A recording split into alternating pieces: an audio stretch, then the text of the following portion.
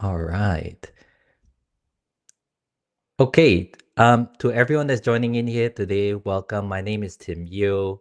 If you're at this session here today, I'm going to be sharing with you in this masterclass how I went from being overlooked to actually land a $300,000 principal or leadership role working as an Asian in tech. Now, in order for you to get the most out of this session, um, do this for yourself. For the next 60 minutes, try and remove any of the distractions that you have around you for the next 60 minutes.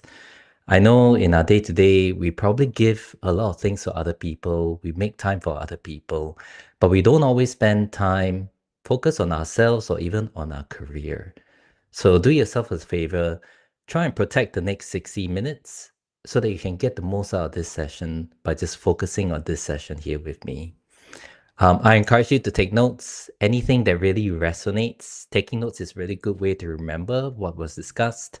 And then I want you within the next 24 hours, if you can, take any lessons here that I share with you and actually implement them because it is ultimately action that will actually lead to change. Um, this LinkedIn Live, it feels like I'm talking into the void sometimes. So it's really good to actually see the comments here. As you guys are commenting, I can see them as they go. If there's anything that you want to react to, something that you like or you don't like, or maybe you're laughing out loud, feel free to put those reactions in the comments so I get a sense of how you're feeling about what I'm sharing with you. And then lastly, as I'm going through this session, if you have any questions, feel free to put them into the comments as well.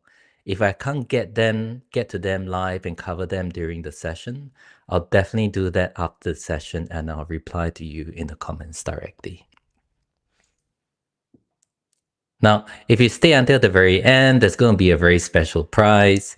I'll be giving away two 60-minute one career deep dives at the end of the session.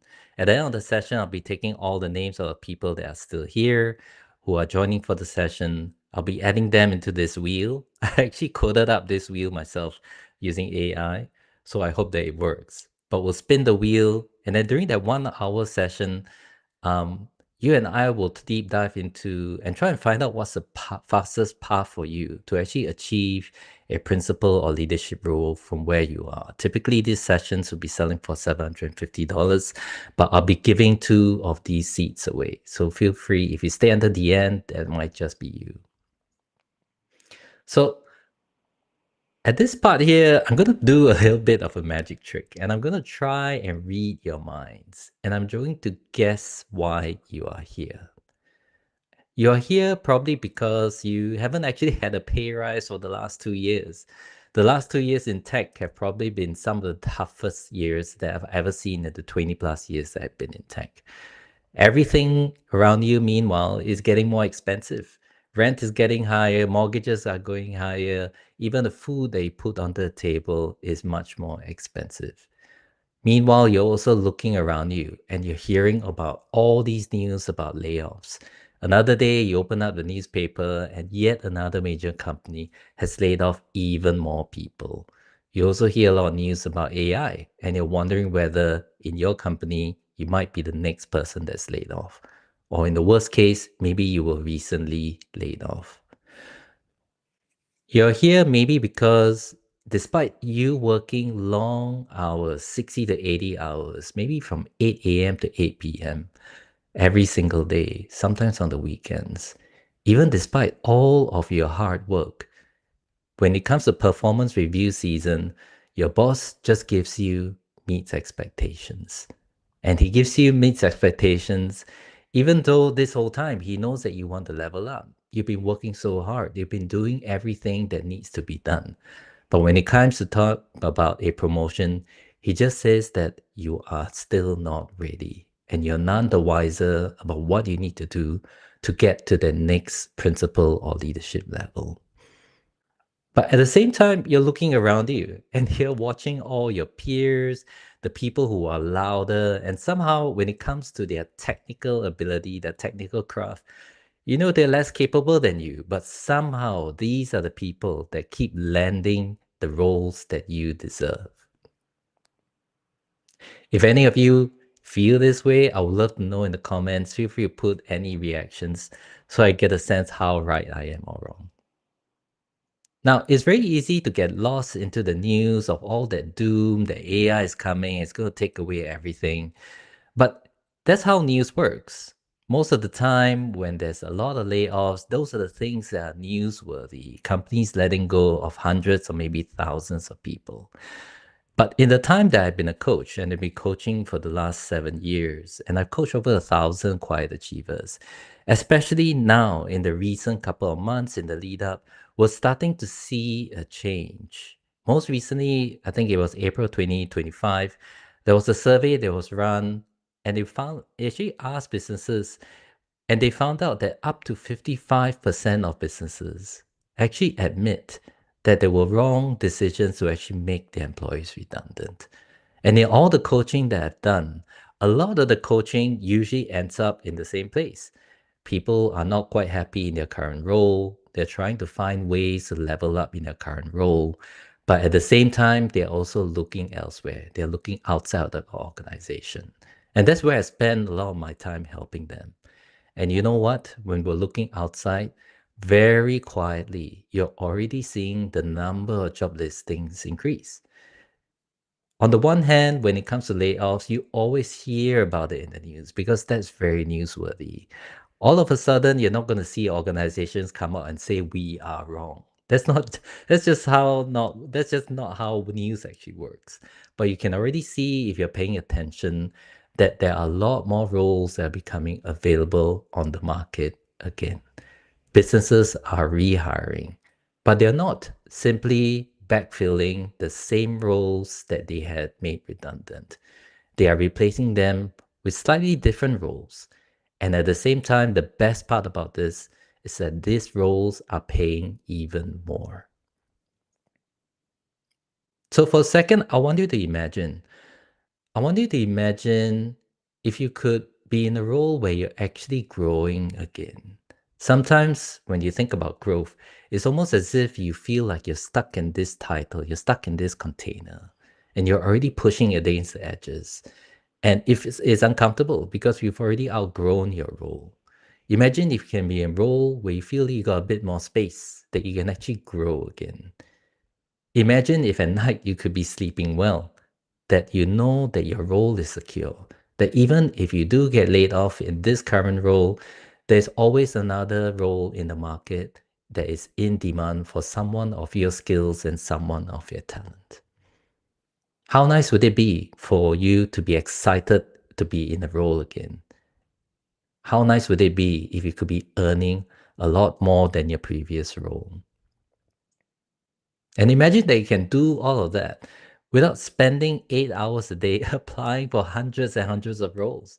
I see this all the time. People will be sitting on LinkedIn, they'll be applying for roles, and then they'll be clicking refresh, and they'll do this at the start of every day, all day, every day. I know this very well because there was a time in my career when I too was looking for work. And that's a very negative loop we fall into. Imagine if you can get all of those things without having to actually endlessly update your portfolio.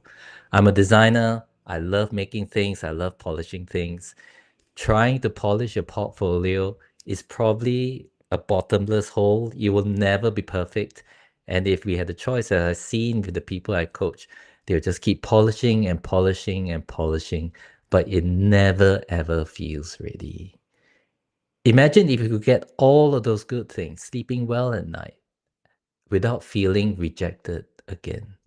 And then, as you're rejected again and again and again, you start to question whether you're actually good enough. Or even worse, you might be worried that you're actually burning through your emergency savings. Your money is dwindling down. Now, for those that are joining us here today, you're in the right place.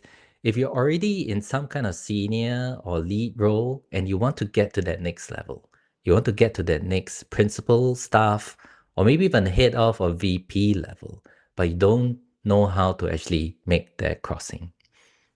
Maybe you have actually tried to interview for those roles, but somehow you have never been picked. Or maybe you're happy in your current organization and you've been waiting so long for a promotion. Your boss is aware of that. But every time it comes to a promotion conversation, they still say that you're not ready and they can't tell you what's missing and what you have to do. Or maybe you've been in those interviews, you've been to the human stage. You go into round two, round three, final rounds, you've done endless take home tests, but somehow you never get the offer and you don't quite know why. You know that it's not your technical skills. Because when you look at the people who actually land those roles, you just look at their work and you know your work is probably so much better. But there's something else that's actually stopping you from getting what you deserve. Now, my goal here today is a very simple one. I want to be able to save you time. All these years of wasted time, all the money that you're spending, all the frustration that you're feeling, all the anxiety you feel within. All these things are things that I felt when I was going through this journey, when I was trying to land my first principal role and my first head of design role. I felt all these things. I had to learn a lot of these things the hard way. And in the coaching that I do, I just try and help people to share with them my learnings so that they don't have to go through this on their own. I can help navigate them through these very difficult things because it took me years to actually learn these things and so many missed opportunities. And if you're successful, I want to try and make your life better sooner so that you can go and do all of the things that you want to achieve in your career. For those I haven't met, my name is Tim Yeo. I've been a designer and a design leader for the last 20 years or so. I actually started out with a engineering degree originally from Singapore. That's where I'm from. Because back in the day when I started in my career and in school, there was no user experience degree to graduate in. User experience wasn't even a term that was invented yet. It was called usability engineering or something. I spent most of my career working in startups. I was the guy that people will hire when their businesses were successful and they wanted to go big on design, but they didn't quite know how. In my career, I also spent a lot of time working in enterprise, most recently in IBM, formerly in Philips Electronics. And as a consultant, I also spent a lot of time working with government agencies. So, a very good mix of organizations where people want to move fast, but also in organizations that are much larger and move a little bit slower. So, that's the rosy picture. This is the sad story that you often don't hear or hear people share. Because in this whole time that I've been a designer and a design leader, it was never easy to just be myself. Because deep down, I always known that I'm an introvert. I'm quieter in nature. And even though I'm quiet, inside me, there was always this desire to be a leader. I don't know where it comes from. I think sometimes life would be so much easier if I didn't have that drive in me, but it's there. And the challenge is, as I entered the corporate world and I was working and I was trying to push up and trying to get to that next level, I realized that we live in a world where the extrovert ideal is desired. As I started to get into that leadership level, I sat in those rooms, those meeting rooms, and everyone around me was just louder than I was. They didn't have the same skin color as me. For most of my career, even right now, I feel a lot of imposter syndrome. Because, for example, when I started, I never had a design degree. And yet I was still doing work. I was the head of design. And in some ways, I did felt like I never had the qualifications to do what I do. When I was applying for a principal or leadership role or even a head of role, the very first time I had never done any of those roles before. I didn't know what was expected. 15 years ago, I moved to Australia. And as a migrant, I never felt like I really fit in. You know, I would come when I first came here, I thought it's easy, right? There are a few Singaporeans here on the call. Singapore in Asia, English is our first language. I spoke English at home. I even dream in English. But when I first moved to Australia, somehow even before I opened my mouth, people already had this look on their face like they didn't understand what I was saying, which is weird because I haven't said anything yet. And I found it very difficult to connect and build relationships with people when I first moved here. At my lowest point, when I first moved here, I was on a sponsored visa, which was sponsored by my employer. And at my lowest point, I was also laid off from that principal role. And I had 28 days to leave the country. Bear in mind that when I left Singapore, I had left everything behind. I had no home to go home to. We had moved our whole family to a brand new country. And all of a sudden, with very little news, I was told that I was laid off and I had 28 days to find another job. If not, I had to pack up and leave the country. So I still remember that time. At that time, I had a very difficult choice to make, which was this. Do I keep hoping, interviewing, and trying to land that next role, and hoping that my work will somehow speak up for itself?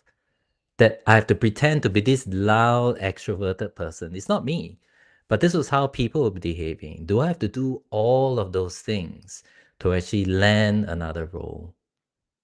Or do I choose to stay in Australia and actually learn how the unspoken rules of the job market actually works? And then learn it and learn it well and know how to play that game better than anyone else so that I can land the roles that I knew deep down that I deserved. I made a choice, I decided to stay, and I went all in on me.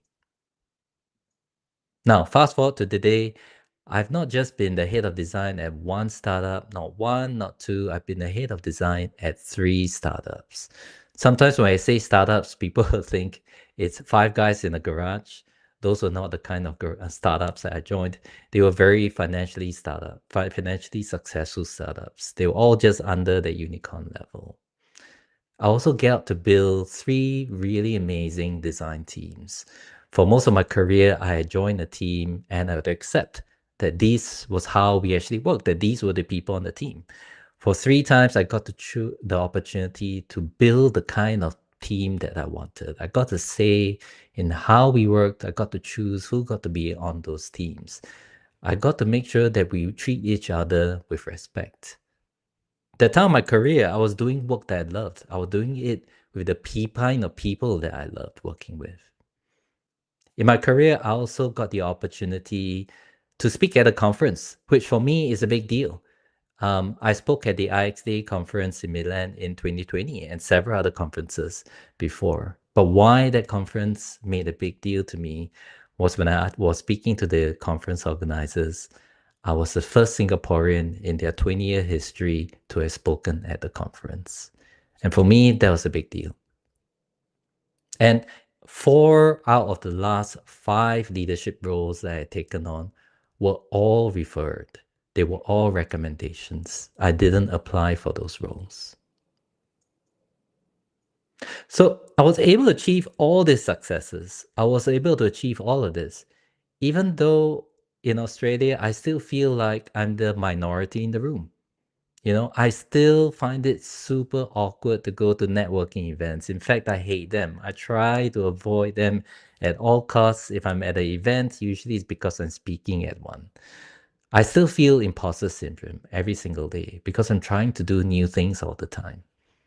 Small talk still doesn't come naturally to me. I'm practice, I can do it pretty well, but it's not something that comes naturally. I also don't enjoy public speaking on the stage. I do it because it's still one of the best ways to communicate and actually connect to people. One of the reasons why I don't like it is because I don't like having the spotlight of other people's attention on me.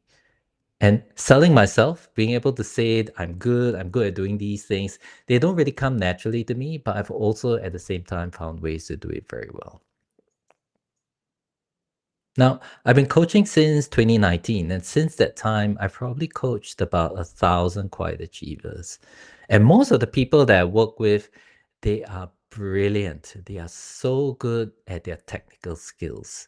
Whether they are designer, whether they're an engineer, whether they are product manager, they are all brilliant at their craft and they take great pride in their work. They tend to also set very high bars for themselves and they want to pass on those expectations, not just themselves, but to others as well. And by their own admission, they know that their technical skills alone isn't enough to get them to where they want to go, for them to level up in their career. And on average, with my clients, they typically land 250K principal or leadership roles after we've worked together for a period of 12 weeks on average. Now, for some of you who are listening to this goal might seem really distant. But in the comments, I'm going to be asking you a question right now. And I'm going to ask you, and I want you to think about this for a second. If you can imagine in 12 weeks' time, and it's July now, let's say in October, 12 weeks is 3 months, it's in October. How would your life change if you started making $250,000 a year and you started making the amount in 12 weeks' time? Can you share in the comments how your life will actually change if that could be you?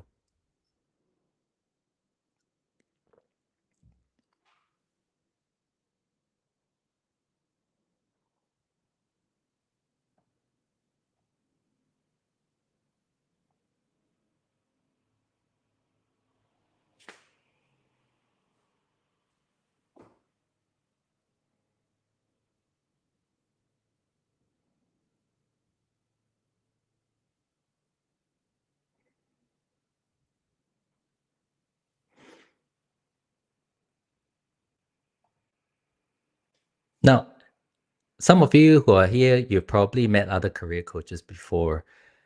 I'm about to actually contradict a lot of the advice that you might have heard. Some of the advice you might heard might be, you need a better portfolio, you need a better CV, you need a better template.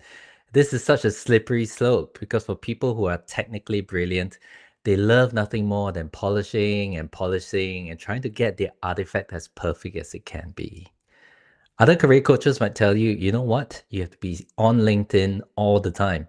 If you see a role come out, you need to click apply and you have to do it within the first 25 minutes. How tiring could that be? You have to be sitting on LinkedIn every single day. And some other people, this is probably the weirdest advice that I've ever heard, and it's called power posing. Some people even tell you that you should be standing in front of a mirror and you should be standing with your hands on your hips. It's called a power pose until you feel confident because you're taking the pose of Superman. Now, to be fair, I tried that and I know it didn't work for me. But some of you might have seen the TED talk on power posing, but later on you'll find out that it was actually debunked. It's not true. It doesn't work. For some people it does. Definitely for me and scientifically, it doesn't actually work. Thank you for your question, your answers to the earlier question. 250K is more than what I do now. Excellent. Or getting a home will be getting a home faster. Yep. Your family can afford to take a holiday. Much deserved. Now, this program, or at least what I'm sharing with you here today, this isn't for you if you still think that your work is going to speak up for itself. You know, I spent so long in my career thinking, it's okay, I build it, I do it so well, everyone is going to see how great my work is.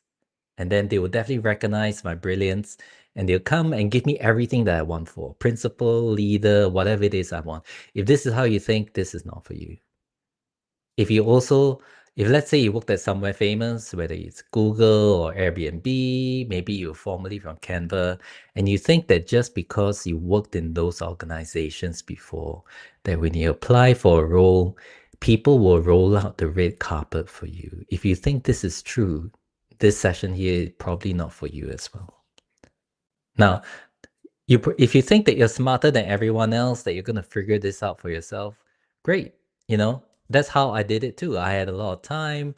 I wanted to try and make it on my own. This session is probably also not for you. This session here is for people who have already tried it on their own and they struggle, but they don't quite know why they can't do it.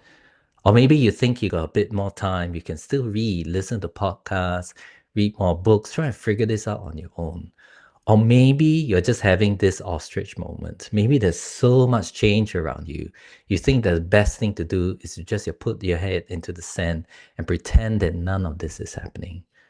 Or maybe you will get angry at the end of this session because I'm offering you the chance to apply and actually work with me together. Again, if this is you, then probably this is not the right session for you. Now, this is a session for you if you never ever want to be laid off again without a plan. This session here is for you if you're the primary wage earner in your home and you never want to worry if you can pay next month's rent or actually pay for the food to put on your table. If you're done watching less capable people around you, those people that don't have the same level of technical skills as you, if you're done watching them land the jobs and the roles that you deserve, you're in the right place. If you want to, if you always felt like somehow there's this invisible ceiling, whether it was a glass ceiling if you're a lady or if you're Asian like me, there's some invisible ceiling above you that somehow limits your career. This session here is for you too. Now, what most experts tell you, if you want to land this role, especially right now in tech, you need to do more AI courses. You need more training. Maybe you even need to go and have an MBA.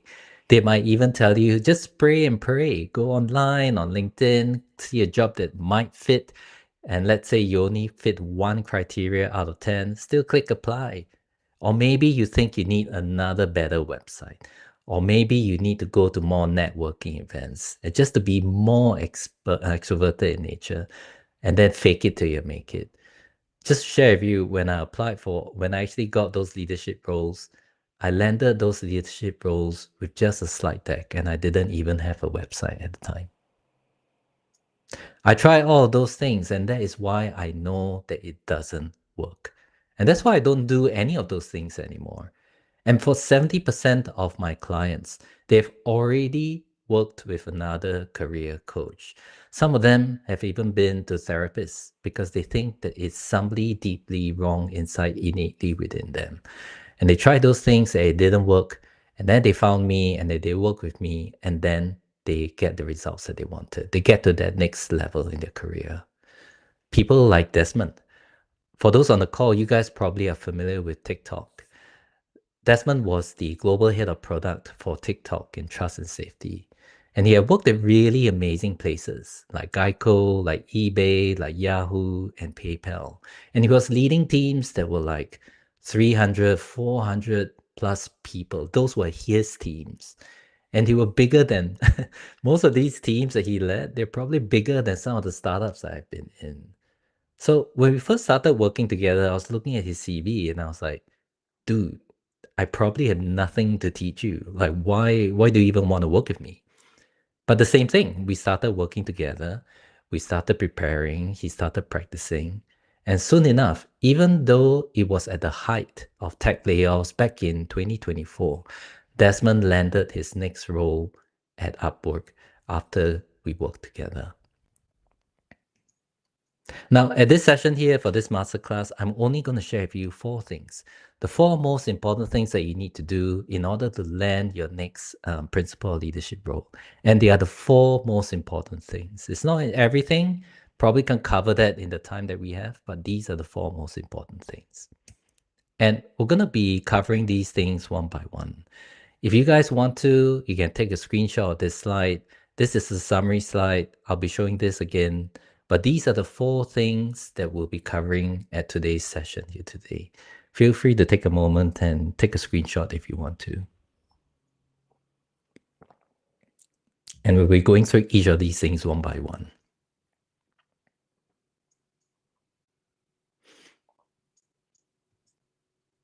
Now, if you remember nothing else from today's session, I want you to remember this number 1 thing. This number 1 thing is probably the most important thing. And the number 1 thing you need to do is to stop leading with your skills. And you need to start leveraging the impact that you make to the bottom line. Now, I was thinking about examples of how to explain this in a simple way. And I know recently the World Cup had just finished. So I figured I would try and use a soccer analogy. If you understand soccer, for those on the call, I'm going to be asking you 3 questions. And as I ask you these questions, feel free to put your answers in the comments. I'll be asking the same questions 3 times. And then I will ask them again, and then I'll answer it this time. So let's go. In the game of soccer, what is the role of a defender? If you know, if you're familiar with soccer, put those in the comments and tell me what you think is the role of a defender.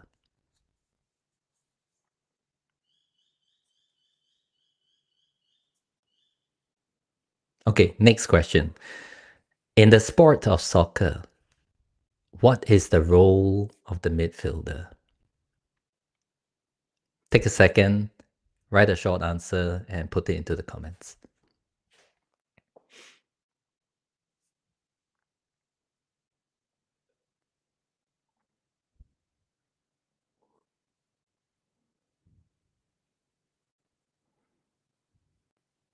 Last question. In the sport of soccer, what is the role of the attacker? What is their role?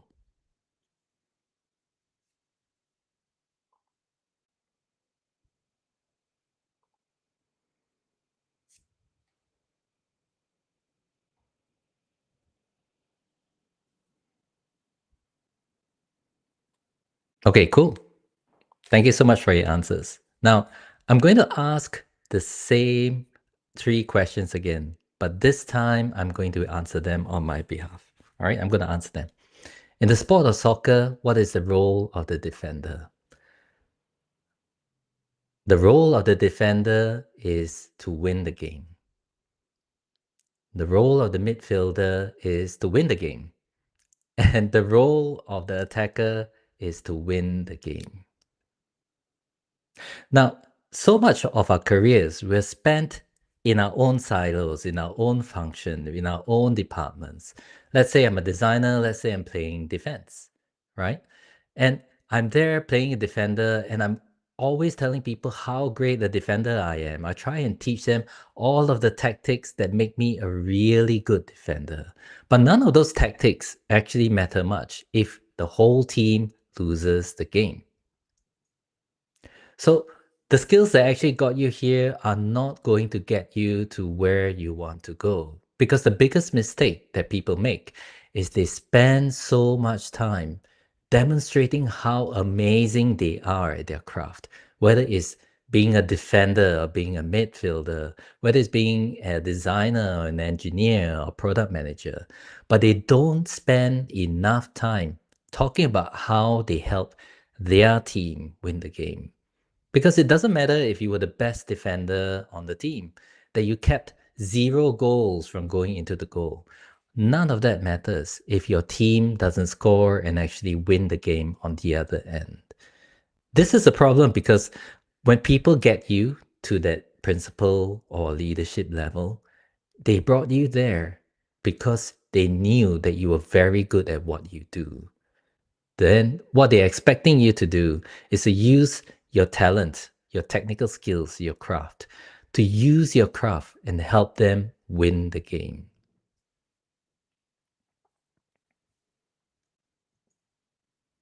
Another way to represent this is to imagine that there is this chasm, that you see these two paths that you're trying to traverse, but you don't quite know how to cross it. And there's something that separates you. On the left-hand side, you are that role that's somewhere in the middle. Maybe you're a senior or mid, somewhere in that hierarchy. And over there on the other side of the chasm is that principal or leadership role, right? And you don't quite know how to get there. The difference between people who are here, who are somewhere in the middle, and the people who are over here is people who are in the middle, they focus a lot on just their craft. They tend to lead with only what they did. They don't talk about how they're helping the team win. Mostly they'll be talking about their outputs, might be design work, might be lines of code that they've written. They are very, very, very focused on doing things, their craft, doing their things right. But on the other end, if you're a principal or leader, you tend to focus on what it takes to help the entire team win, just like in the example we talked about with soccer. And they also tend to actually lead with the context. What is the business going through right now? What is the problem they are trying to solve? And why does that problem matter? They also mostly talk about their work in terms of outcomes. What is the value that they add? And they're focused on doing the right things. Now, when you look at this two, people who are here in the mid and people who are in the principal leadership roles, these are not technical skills that separate them. These are communication skills. You also notice there isn't a number in front of it. There isn't like a number of years of experience to do this. I learned this when I was working in startups, where oftentimes the founders, the people who started the company, were way less experienced and we were much younger than I was. But still, they were able to accomplish amazing things. So it's not about the years of experience. It's not about your technical skills. It's about your communication skills. How do you talk about what you do and help the team win? And who else better than to actually invite one of my guest speakers here today to share a little bit more about this journey that he had just been through. His name is Tuan. I'm just going to click here and bring him here on stage. And Tuan had recently made this crossing of this chasm himself. And he had come from a senior role and he's now working. What was it, Tuan? Was it staff or principal? It was senior, and now my title is staff. Excellent. Thank you so much for joining us. Whereabouts in the world are you? Yeah, you're welcome. I am in the San Francisco Bay Area in California, United States. Nice. What time is it there? It is 5:41 p.m. Yeah. So maybe you can tell us a bit more like what your life was like. What was work like for you when you started working together when we were coaching? And what made you sign up to work with me? Yeah, and all the slides you were sharing just resonated so much because well, to backtrack even more, growing up, I was a shy Asian kid and also very overweight, and I was bullied. And so, I was quiet throughout my my life. And but I had a gift of being, great with drawing and art. So I focused on that and kind of did great in college because I just really enjoyed like making websites.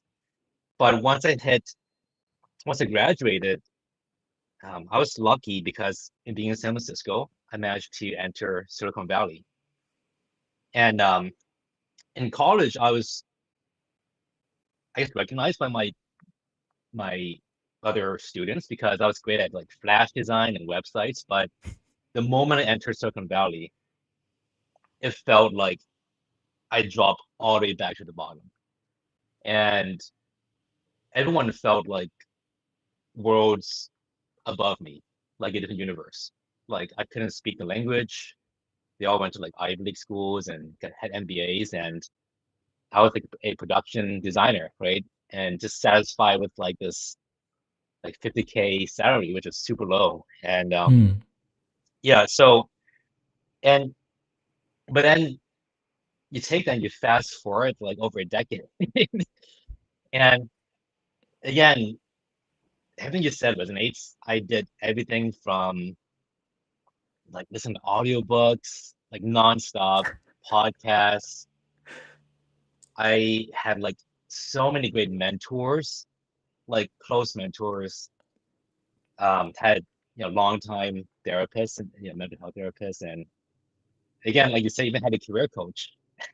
And but like after like over a decade, I would grind so hard and like really grit it out, and I just hit a wall, right? I hit a ceiling, and after my last career coach, I realized like it still wasn't helping me, and I saw one of your I found you on LinkedIn, just typing introvert designer coach something, and found you, and um yeah, I wanted to change that. I just um luckily found a new job, and I wanted to for once like break through.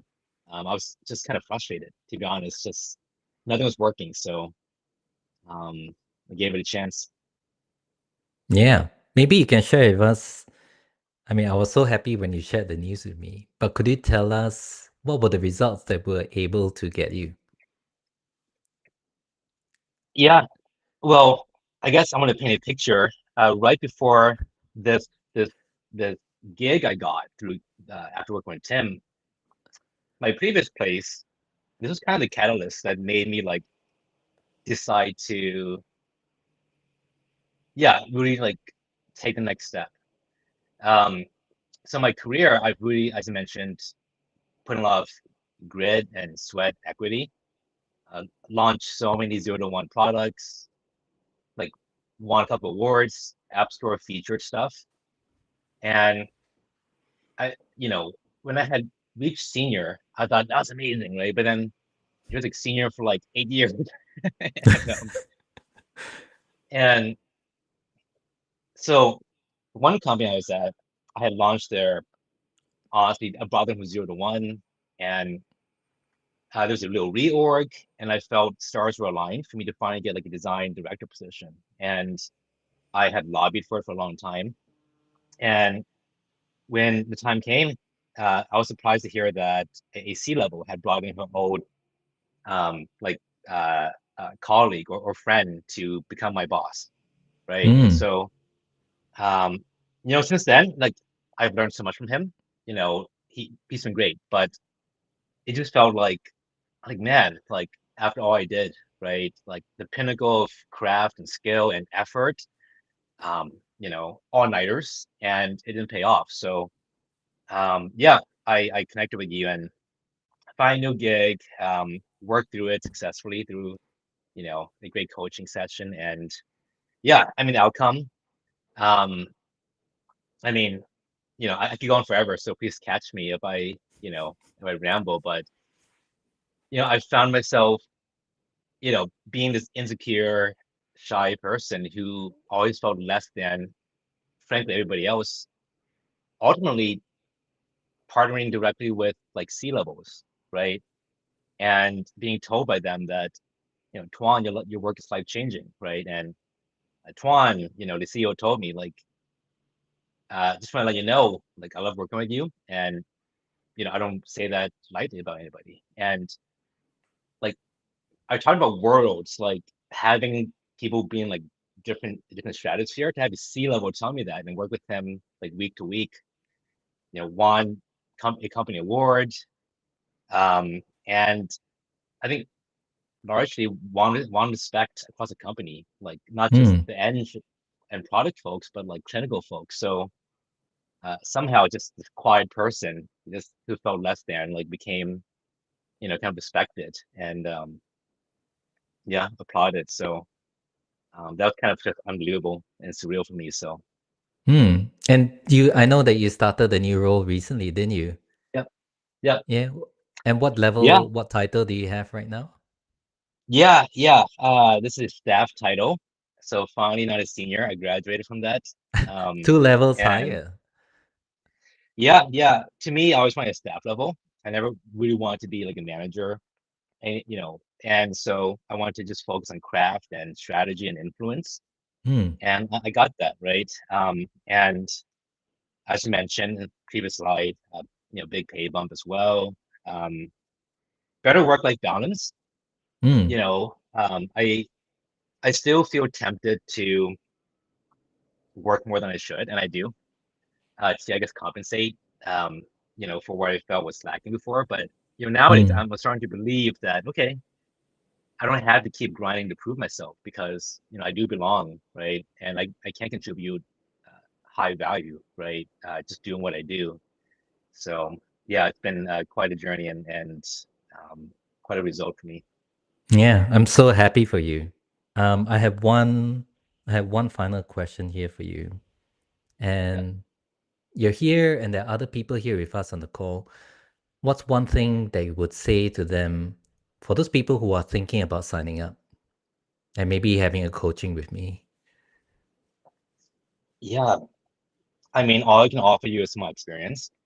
Um, I have always had a tremendous self-growth mindset um, since I was a kid, just reading books on how to improve at communicating, connecting with people, personality types, how to resonate with different personalities.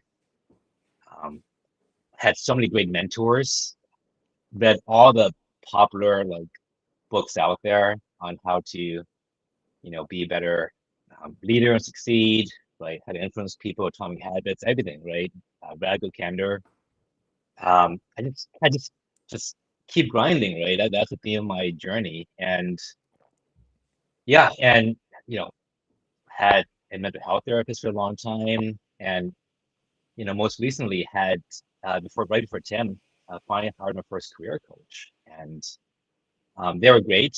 She was great, but I think the difference is Tim brought it all together. Um, he offered not only the strategy and kind of high level mindset work, like what are my goals, what's my mindset, right? But he also brought extremely valuable tactical advice as a designer himself and how to approach, say, collaboration meetings or how to work with like difficult product managers or how to, push through my ideas. So I think the difference is Tim really was one who brought all that together um, in a really valuable way. So to me, that was the unlock, to be honest, because I've been kind of just pushing and like pushing hard for like, most of my career. And he brought me from feeling like super small, right, in an entry level role to, um, yeah, honestly, working with C levels and winning a company award. So, um, you know, I think all of us have that in us, myself as well. But some levers needed to be, I think, kind of pulled to kind of unlock that. Tuan, thank you so much for spending time with us. The last thing that I wanted to share with everyone on the call, Tuan and I worked for probably 3 or 4 months before that was the first time I actually saw any of Tuan's work. Because most of the time when Tuan and I was working together, we were focused on all of the other skills, not on the design skills, because we already knew that his design skills, his technical skills were already really good. We simply focused on all of the other skills, the communication skills, everything else to get him to that leadership or principal level. Tuan, thank you so much for spending time here with us. Feel free to stick around, but I want to thank you for being here today. Yeah, my pleasure. Thanks for having me.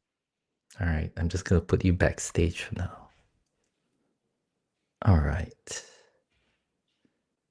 So we're going to move on to number 2, number 3, and number 4.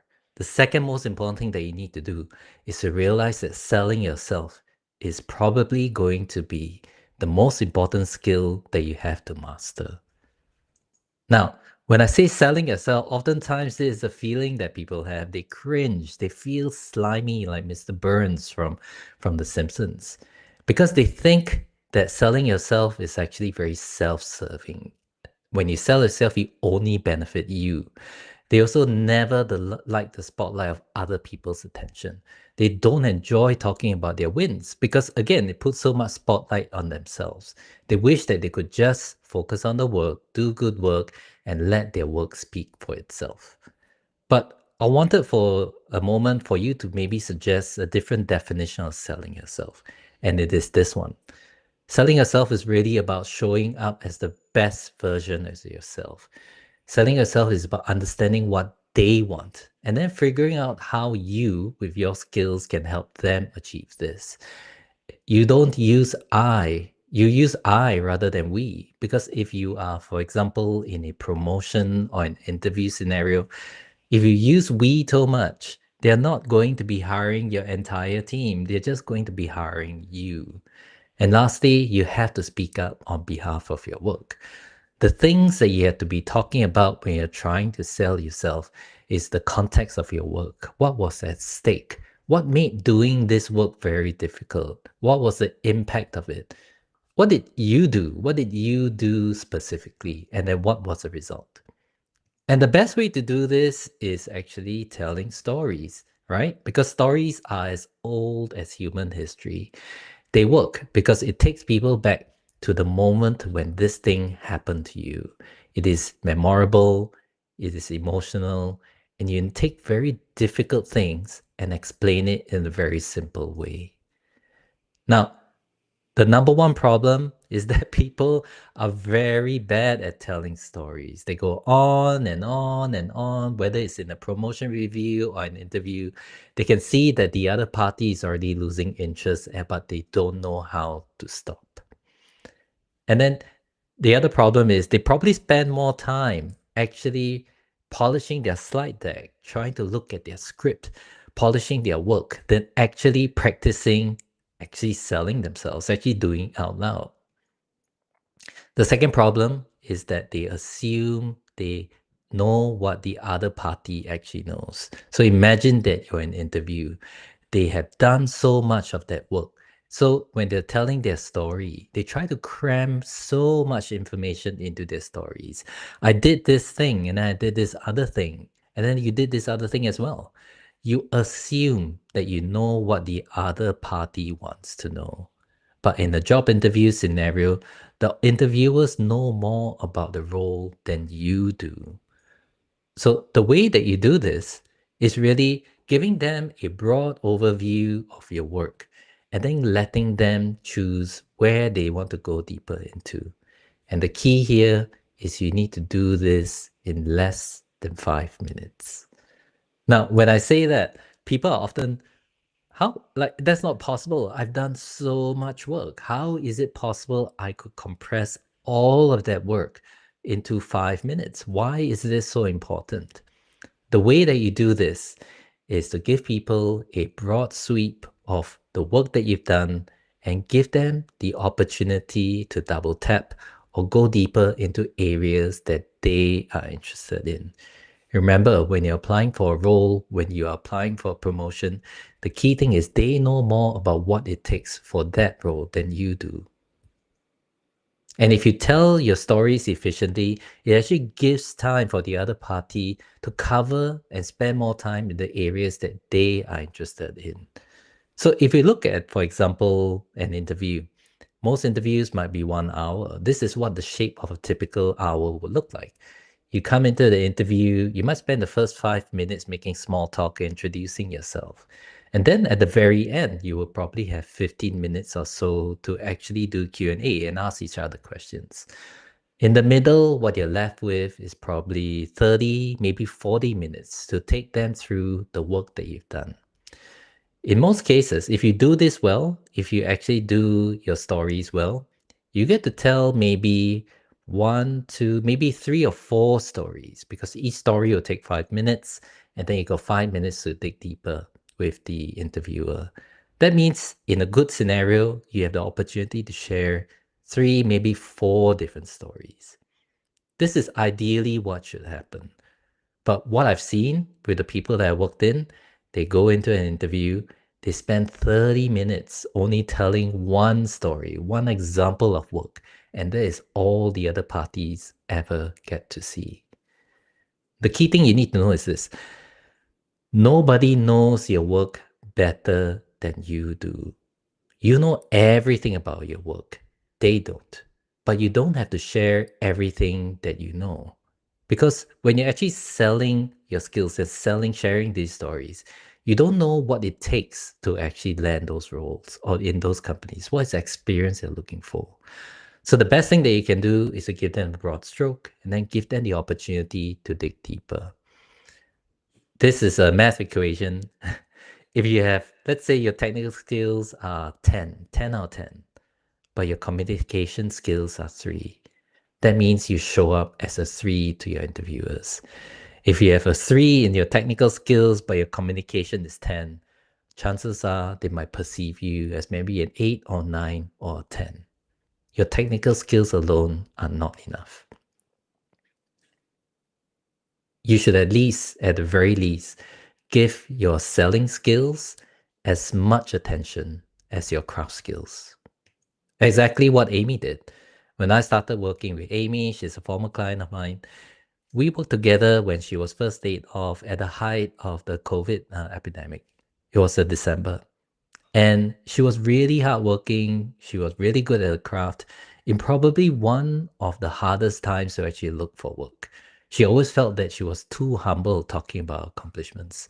And that's what we focus when we work together. focus on the storytelling. How did she demonstrate her value? And then she landed her role before Christmas. Now, we're going to go through items 3 and 4, and then we're going to wrap up after that. The third thing you want to do if you want is to access the hidden job market. I have another question for you guys, and you can answer in the comments. How many people outside of your direct team in your current company, how many people outside of your direct team know how brilliant you are and the good work that you do?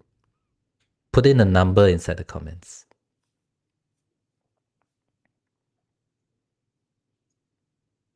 Once you're done with that, I also want to ask you the next question. How many people outside of your company, how many people outside of your company actually know how brilliant you are and how good you are at your work?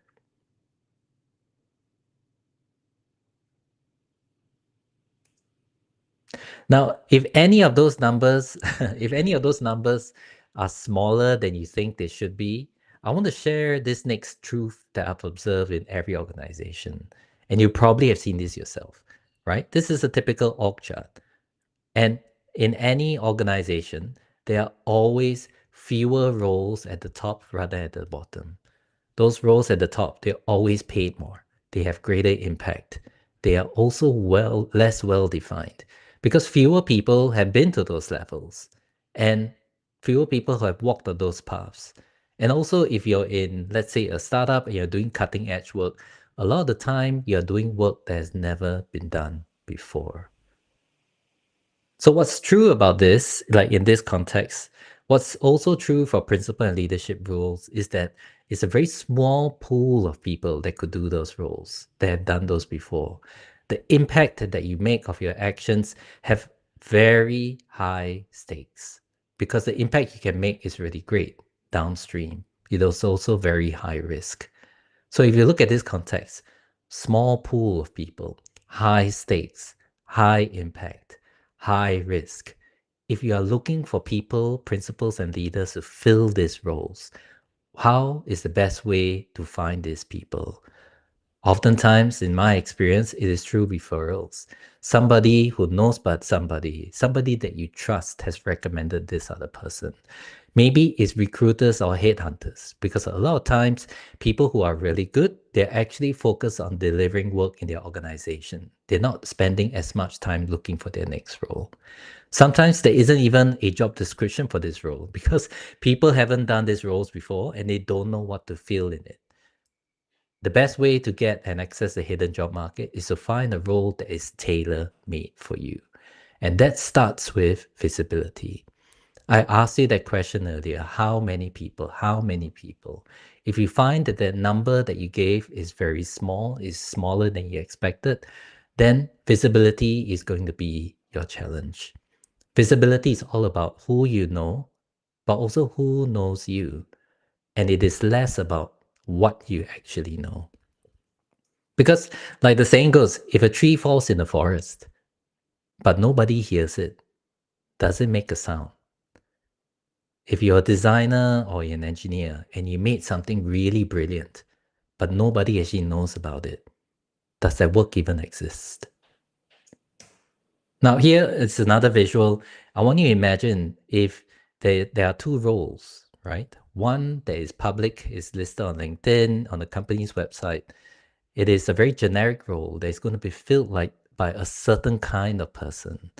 As soon as it's published, there's going to be thousands of people who are applying for that role. They think they are a good fit. That's one type of role. On the other side, you have a role that was tailor-made for you because it was someone who referred you to the role. There are very few people that actually fit this role because in some ways, when you look at job description, it was as if it was written for you because they tailor-made it for you. And it's a much shorter queue. Out of these two roles, the one on the left is public and the one that is hidden, which one do you think you are going to have a better chance of winning? So in order to access the hidden job market, it's all about networking. It's all about sharing all the amazing things that you've done publicly so that people can see your amazing work. It's about you publicly saying, this is a kind of work. This kind of work is what I love. This is what I was born to do. And I want to do this kind of work. And you need to be sharing those things publicly. You also need to be deepening all of the relationships that you had with past colleagues, maybe ex-bosses. Don't burn bridges. Make sure that you maintain their relationship. Because years down the road, you might find them working in organizations that you want to work in. Now, I know some of you who are listening to this will say, I hate networking. I hate it too. I completely understand. But there are better ways of doing networking than going to networking events. Most of the networking I do these days is online. For those who are still hesitant, I leave you this with this one saying, the best time to look for a role is when you don't need one. And the next best time is now. Now, this last point, I'm going to cover this section quickly. It is the first four words that you will hear in any kind of interview. It is the first four words that you need to know so that you can land of multiple offers. I don't know most of you. I know some of you, 99% of you I have never met before. But I'm going to bet with almost 100% certainty that if you go in their interview today or tomorrow, these are the first four words that you will hear the person saying. Tell me about yourself. In almost every interview you go to, these are the same four words. But how many of you actually prepare a really good answer? But first of all, congratulations. You actually made it to the human stage. This is a very good stage because many people don't actually get here. The last thing you want to do is to fall on your face and introduce yourself poorly. You ramble, you go on and on and on. You're talking to them about this thing. You don't even know why you're sharing this thing with them. You don't know how to stop, even though you can see that they are losing attention. The main thing you need to know is that interviews are a game. I didn't see this before, but over time, this is how I see it. And games have rules. And if you can master those rules, then you know how to play those games well. How many of you here have ever heard of a school of interviews? Or maybe the school of parenting? Chances are you've never heard of those two things because when your boss just goes through interviews, there is no such school or certification to certify you as a qualified interviewer. Most people are very bad at interviewing. If they're lucky, they might have had a good boss that they learn from, and then they inherit those habits. What you need to know is that if you want to interview well, the key things are you need to know what to say, how to say it, when to say those things, and who in the interview process to say it to. So that you can show up as the best version of yourself every single time, even if they don't know how to interview well. Now, we've already gone over time. I'll be speaking for maybe another 8 minutes or so. I'm going to go through this next part quickly, but I wanted to deliver as much value to you in this session. I'm going to give you all the key things that you need to do in order to interview well and land your next principal or leadership role. So here we go. The first thing you need to do is to create a story of me. Nobody can tell your story better than you do. You should spend your entire career, all of your skills that you can do, some of your notable accomplishments, and you want to share something personal. That something personal makes you memorable, and you want to do it in less than 5 minutes. You should also have a portfolio of notable work, but different, you have to get it ready to show and tell. Cover what the business actually finds important, the context, the impact, what were the constraints that you were facing, the actions you took, and what was the result, what was the outcome. Practice, practice, practice till you can practice saying these stories in your sleep.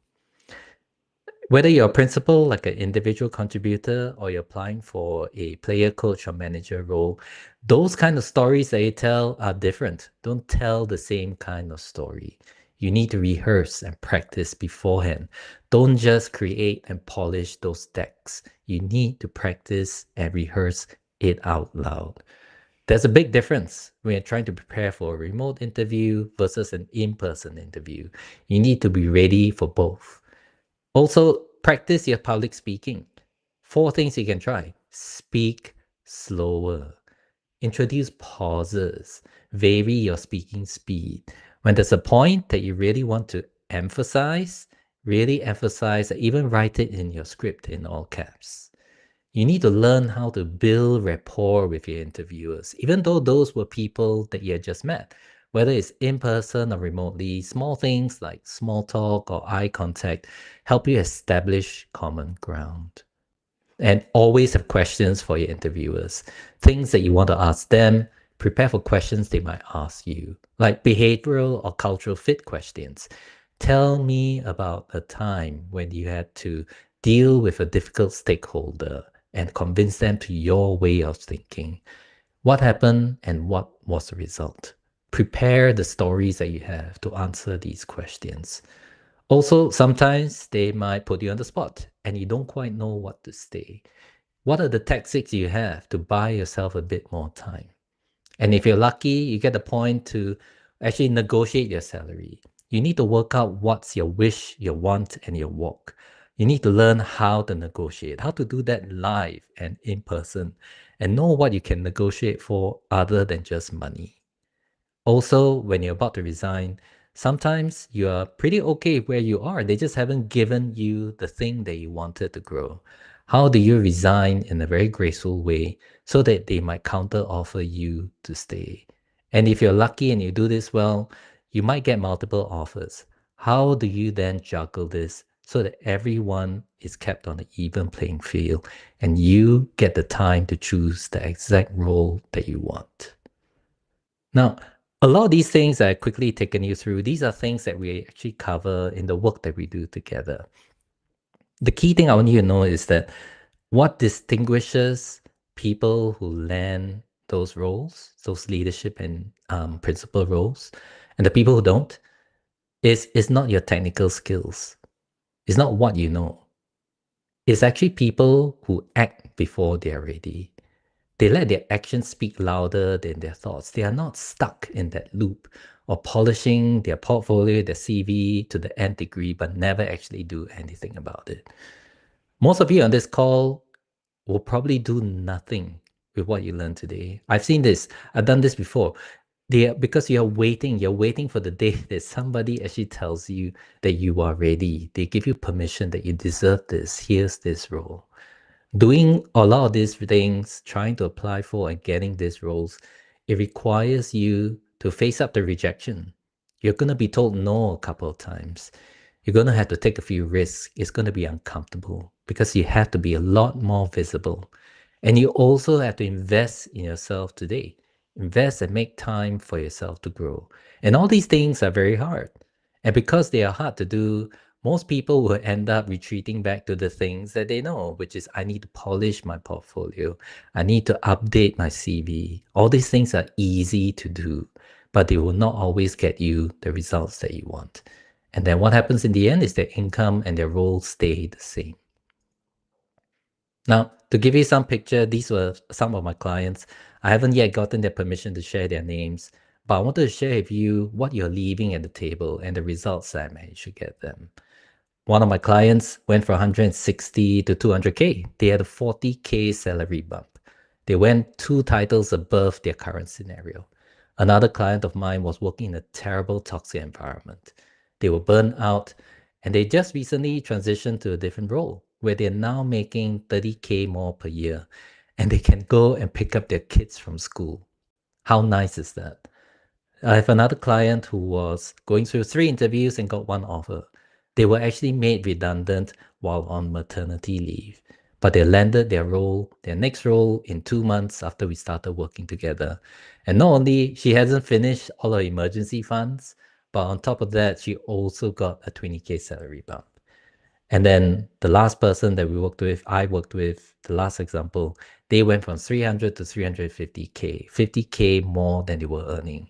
And they did it after 4 months of looking for their next role, and they managed to even take a holiday.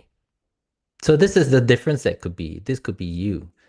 Now, for those that are listening, there are probably 2 groups of you in the room right now, group 1 and group 2. Group 1 will be people who have stayed all this way. Thank you so much for staying over time. I hope that the things that I shared with you have been very useful. I hope you've taken notes. The most important thing is I hope you apply some of the things that you actually learn. You're probably going to go and learn more, listen and read more things. And in group one, nothing really changes because you don't actually put those things to action. And then there's the second group, group two, people who are ready to make a decision, people who want to get the help that they need, that they tried it so long for themselves, but nothing seems to work.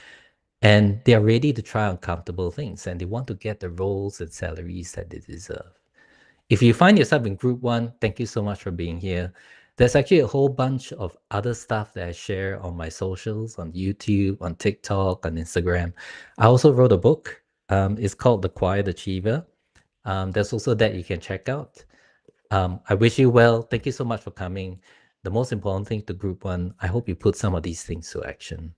But for this next last part in this masterclass, I just want to speak to group two. I'm talking to you right now. If you are done with being overworked, underpaid, going to all these performance review and just being told you meet expectations and they don't give you the opportunity to get to that next level, and you are ready to try something different and get that role and salary that you deserve. The most important thing I want to tell you, group two, is that more information is not going to help you land those roles. Taking action does. And that's why I created this program that I'm calling the 300K Career Accelerator, right? Inside, you're going to get one-on-one coaching with me. It's not going to be group coaching. It's going to be just me and you. We're going to be walking through very specific things about the challenges that you face. And I'll be giving you personalized feedback to help you level up. This program that I'm running, I've done this for many people and they have great success. We'll be looking at your CVs and portfolios, but most importantly, we're going to be working on how you tell the story of me. How do you showcase all of your portfolios and examples of work, and how to negotiate salaries? During the time that we work together, you can text me, you can WhatsApp me, you can send me messages, and I'll reply and help you. Before any of those interviews or you're facing a challenging situation, I'll rehearse with you, I'll practice to make sure that you show up as the best version of yourself. And I know that this system works and I'm backing myself. And when I work with people, I have a work for free guarantee. This is what it means. If during the time that we work together, you haven't actually achieved, if you say you've done the work, you've implemented my feedback, you've done everything that we said that you will do, and you don't actually recoup the cost of your investment within 90 days of finishing, then I will continue to work with you. I will continue to be your coach until you do. I will be working for free. So there's very little risk here. And for those of you that stayed here until the end, thank you so much for staying. If you would like to apply to actually join this 300K Career Accelerator, scan this QR code. It's going to take you to a form. The form will have a calendar for you to pick a time to actually meet me. And during that time, we'll answer any questions that you have, any questions at all about this program that you have. And for the people that attended, I'm offering you 20% off. 20% off what I would typically charge clients. And you have to do that within the next 6 hours. The deadline will be at 11:59 Pacific Standard Time in the US, which is roughly 6 hours from now. If you think this is something that you're interested in, if you are done trying hard, doing this all on your own and getting nowhere, scan this QR code, book a time for us to chat, and you get 20% off. Just know that there are limited slots for this session. And what I'll do now is I will also put up this QR code. So this is the same QR code. Go ahead and scan this if you want to book a session to chat with me. So in 2 minutes, I'm going to finish. Thank you so much for being here. I want to share with you one more thing. I draw this diagram because I wanted to try and encapsulate what it sometimes feels by some of my coaching clients. I call this chart the same shit, different place chart. You join, you start a role, you have such high expectations of this role. You think this place is going to be better. But then very soon enough, you just realize, you're not so happy. All the way that people work, it's terrible again. You reach this same level of job satisfaction. And then you apply for another role. And then the same thing happens again and again and again. Same shit, different place. I've been through this early in my career. I see this all the time in the people that I work with when we're coaching. And it is the thing that happens to you when you let your career make decisions on your behalf. You let your boss make decisions on your behalf. You just let your career happen to you. What you don't realize is that your career is actually very limited. We don't have careers that last forever. If you don't take charge of a career, you're going to get stuck in this same shit, different place style. You need to be able to plan your career, take charge of it. Because when you think about it and you look back, your career doesn't last forever. It actually has a very finite time. So think about it, invest in yourself, and plan your career ahead so that it doesn't just happen to you. So thank you so much for showing up at this masterclass. There's only one thing left to do, which is to spin that wheel. So just give me a minute while we transition to that.